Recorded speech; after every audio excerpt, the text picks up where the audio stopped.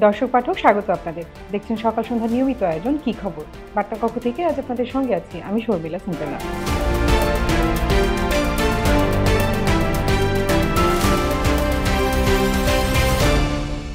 Zia charitable trust দুর্নীতির মামলায় হাইকোর্টের রায়ে খালাস পেলেন বিএনপি চেয়ারপারসন বেগম খালেদা জিয়া। এর আগে বিচারিক আদালতে এই মামলায় 7 বছর কারাদণ্ড হয়েছিল তার। দুর্নীতির অভিযোগের এই মামলাটি দায়ের এবং রায় দুটোই হয়েছিল আওয়ামী লীগের শাসনামলে। রাজনৈতিক পট পরিবর্তনের পর আপিলে উল্টে গেল সাজার রায়। এ নিয়েই আমরা কথা বলবো আজকের কি খবরে। সঙ্গে আছেন সহকর্মী তাবারুল হক। তাবারুল, আপনাকে স্বাগত। সিন্ড্রেলা, আপনাকে স্বাগত। চ্যারিটেবল ট্রাস্ট দুর্নীতির মামলায় অভিযোগটা কি ছিল? জিয়া চ্যারিটেবল ট্রাস্ট দুর্নীতি মামলাটি 2011 সালে দুর্নীতি দমন কমিশন থেকে দায়ের করা হয়। দুর্নীতি দমন কমিশন এই মামলার অভিযোগে বলেছিল যে খালেদা জিয়া ক্ষমতার অপব্যবহার করে দুস্থ এবং অসহায় মানুষদের সহায়তার কথা বলে জিয়া চ্যারিটেবল ট্রাস্টে বিভিন্ন খাত থেকে অর্থ সংগ্রহ করেন।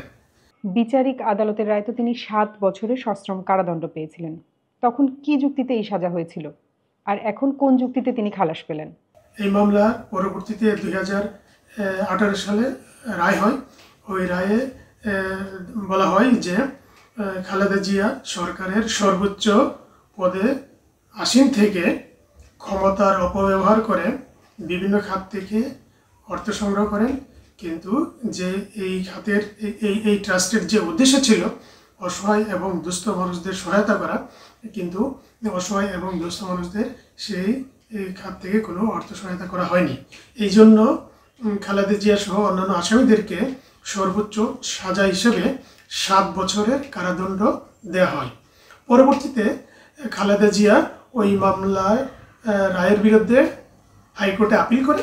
ওই আপিলে আজকে রায় ঘোষণা করা হয়েছে।